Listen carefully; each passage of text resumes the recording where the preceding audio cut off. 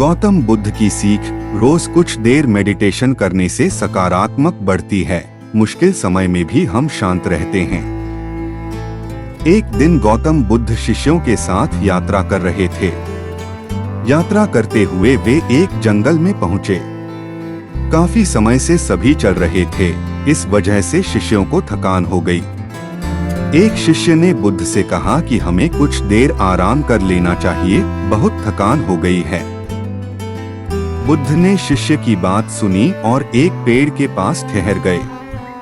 बुद्ध एक जगह बैठे और ध्यान करने लगे। शिष्य भी वहीं आराम कर रहे थे। कुछ देर बाद वहां एक शेर आ गया।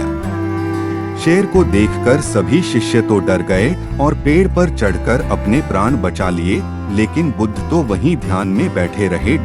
एक शिष्य ने आवाज लगाई और कहा कि तथागत, आप तुरंत पेड़ पर आ जाइए, एक शेर हमारी ओर आ रहा है। बुद्ध ध्यान में बैठे थे। अगले ही पल शेर वहां पहुंच गया। शेर ने बुद्ध के पैरों को सूंघा और आगे बढ़ गया। शिष्य ये देखकर हैरान हो गए। शेर के जाने के बाद शिष्य नीचे उतर आए। कुछ देर बाद बुद्ध को एक मच्छर ने काटा तो बुद्ध ने तुरंत हाथ से उस मच्छर को उड़ा दिया।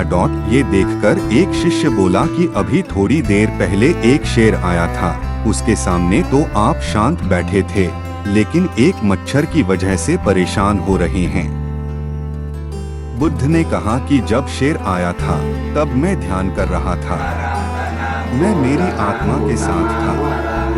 अभी मैं ध्यान नहीं कर रहा हूँ और मैं तुम्हारे साथ हूँ। इन दोनों ही स्थितियों बड़ा फर्क है।